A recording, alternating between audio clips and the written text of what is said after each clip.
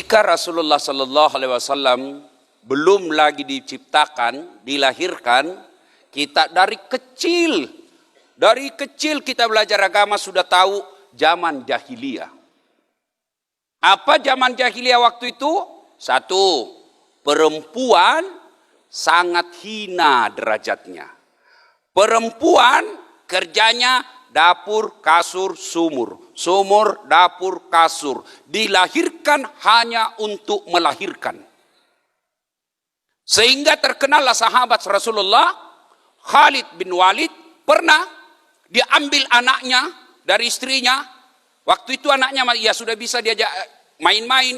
Dia panggil anaknya, sini nak, sini kok. Kita pergi main-main belakang rumah. Dia bawalah anaknya ke belakang rumahnya. Sudah itu diajak, ayo gali-gali pasir nak, gali lagi. Begitu dalam dia dorong bapaknya masuk, lalu dia timbun hidup-hidup, lalu dia lompat-lompat di atasnya. Kurang ajar, kau bawa sial dalam keluarga kita. Tuh perempuan zaman dahulu.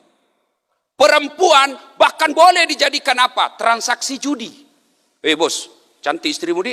Uyuh, cantik sekali, kau suka? Ya, judi dah, judi. Kalau kau menang, pakai istriku 1 malam. Kalau kau kalah, kau pakai istriku 2 malam. Coba, itulah zaman jahiliyah. Tapi sekarang ada lagi lebih jahiliyah dari jahiliyah. Kalau zaman jahiliyah, lahir dikubur hidup-hidup. Sekarang belum lahir sudah dikubur. Itulah aborsi. Kalau zaman jahiliyah kan sudah lahir baru dikubur. Sekarang belum lahir sudah dimatikan. Zaman jahiliyah. Maka beruntung ibu-ibu, Rasulullah datang mengangkat derajat wanita ketika Rasulullah mengatakan wanita adalah tiang negara, tegak wanita, tegak negara, hancur wanita, hancur negara. Maka ibu-ibu ini meskipun tenaganya lobet tapi tiang negara. Oh ini dia bisa. Itu kan ulama menjelaskan perempuan dalam Islam itu ibarat 5 jari ini, ya. Jari ini jari perempuan. Ini kan kalau dalam Islam ini pejabat. Kalau pejabat bilang begini, aman. Tapi Kapolri bilang begini, hancur kau. Ini pengusaha. Bangun itu besok masjid Dasat, selesai. Banyak duitnya. Tapi orang kere bangun masjid itu, siapa kok? Ini, jari tengah, ulama. Tidak boleh ke kanan, tidak boleh ke kiri. Nih, pemuda, jari manis. Nih, perempuan. Meskipun kecil, tapi dia bisa masuk lubang hidung. Dia perempuan kecil tapi dia bisa goyangkan negara. Berapa banyak tokoh-tokoh dunia yang hancur gara-gara perempuan. Sejarah membuktikan banyak tokoh hancur politiknya gara-gara perempuan.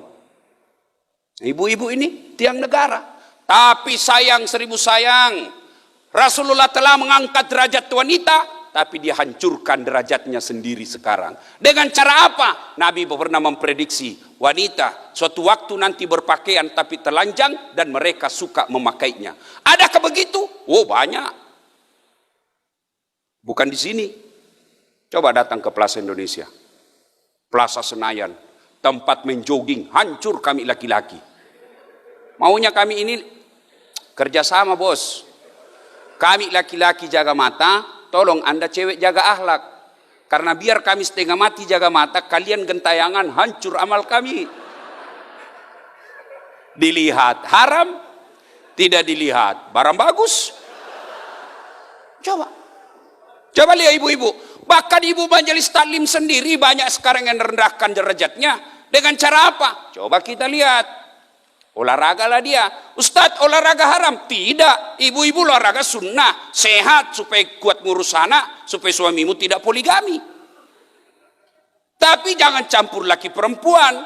Ini depan kantor bupati, laki-laki perempuan campur, perempuan di depan, laki-laki di belakang, perempuan bajunya sempit, jilbabnya sempit, roknya sempit, bapak-bapak di belakang. Majulah ini ibu-ibu. 1, 2.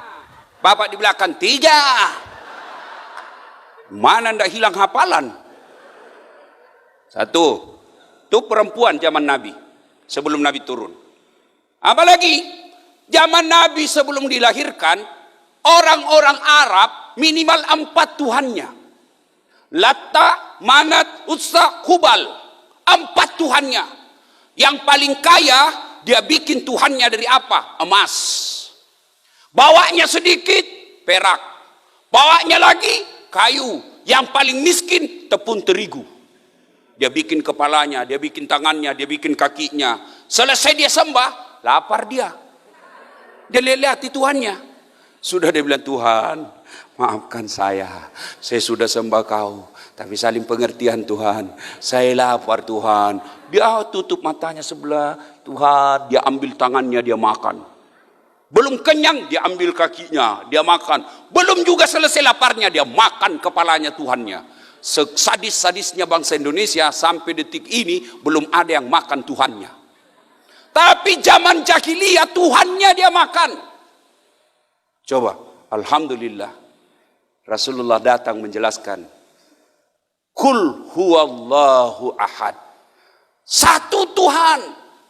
Jangan sembah kecuali Allah. Makanya Nabi ketika kumpulkan orang-orang Arab waktu itu, ayuhan nas, wahai manusia, jangan sembah kecuali Allah. Hanya Tuhan satu. La ilaha illallah. Tiada Tuhan selain Allah. Datang Abu Jahal. Muhammad, gila kok. Apa? Kita saja sekarang 4 Tuhan, ekonomi susah. Kamu datang lagi ajarkan satu Tuhan. Tidak nampak pula. Apa kau tidak gila? Coba, betul apa beratnya perjuangan Rasulullah. Tapi alhamdulillah, pada zaman itu, 4 Tuhan mereka yakini. Nampak pula bisa dibikin. Datang Rasulullah, la ilaha illallah. Tiada Tuhan selain Allah. Hanya satu Tuhan. Tak nampak pula. Tapi alhamdulillah berhasil mengislamkan kota Mekah waktu itu. Apalagi zaman itu khamar, arak bukan diminum, dimandi.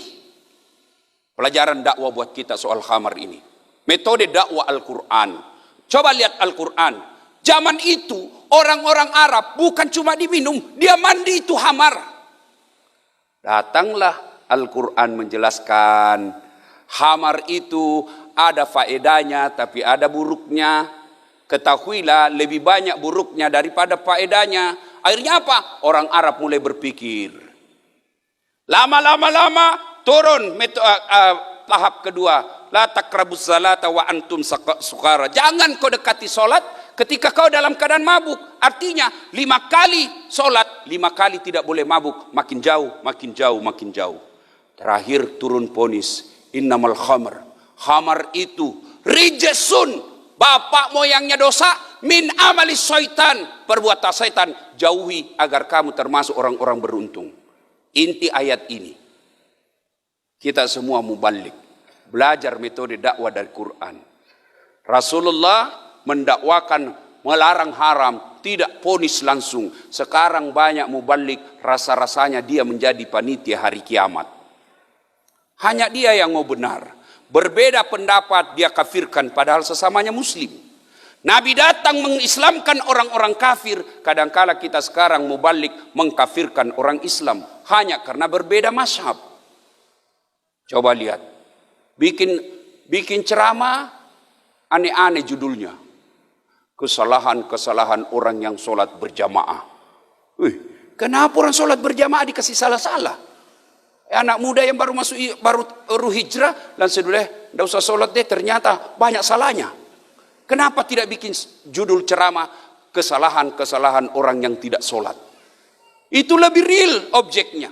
Maka Rasulullah SAW berdakwah sangat arif dan bijaksana. Coba ketika Rasulullah didatangi, ya Rasulullah, saya offside, pelanggaran saya Rasul.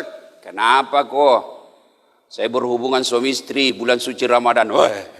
Kau denda kok 60 hari berturut-turut puasa. Berapa ya Rasul? 60 hari. Ya Rasulullah, 1 bulan aja saya tidak tahan. Kalau begitu, kau cari fakir miskin, kau kasih makan fakir miskin di kampungmu. Ya Rasulullah, saya fakir miskin. Kalau kita, kau sudah miskin, melanggar lagi. Kalau begitu kata Nabi, nih kurma, bawa pulang ke kampungmu. Cari orang paling miskin di kampungmu, kau kasih baru beri makan. Apa kata dia? Ya Rasulullah, saya lah yang paling miskin di kampungku. Wah, kau pula nakal betul kau. Ya sudah, kau makan itu. Coba, begitu arif dan bijaksananya Rasulullah dalam berdakwah. Zaman jahiliyah ada yang disebut diskriminasi. Budak tidak punya hak sama sekali. Beda dengan pembantu. Ibu-ibu punya pembantu di rumah, itu bukan budak. Itu pekerja. Beda kalau budak. Budak itu bu hak milik. Tahu yang namanya hak milik ibu? Ya sama handphone. Namanya handphone saya punya. Boleh saya banting, boleh saya jemur, boleh saya rendam, boleh kasih orang, boleh saya pakai lempar orang. Kenapa? Saya punya. Begitulah budak, hak milik. Tidak punya hak sama sekali. Dan pada saat itu orang hitam itulah umumnya jadi budak. Tidak punya hak sama sekali. Turun Al-Quran. Memberikan persamaan antara manusia. Tidak ada perbedaan orang Arab dengan bukan Arab kecuali takwanya. Jadi orang Amerika sebelum mereka kenal namanya HAM, kita orang Islam sudah tahu itu HAM, hak asasi manusia. Bisa dibayangkan seandainya tidak ada Al-Quran, perempuan hanya menjadi budak nafsu. Kita rakyat jelata tidak akan punya hak sama sekali kecuali kita punya pangkat dan jabatan. Kita tidak akan punya peluang untuk menjadi manusia terhormat ketika kita bukan bangsawan. Tapi Quran hadir menghilangkan semua itu. Alhamdulillah. Kita bersyukur kepada Allah. Sebarkan, lalu bikin tulis di bawahnya. Jangan lupa like and share.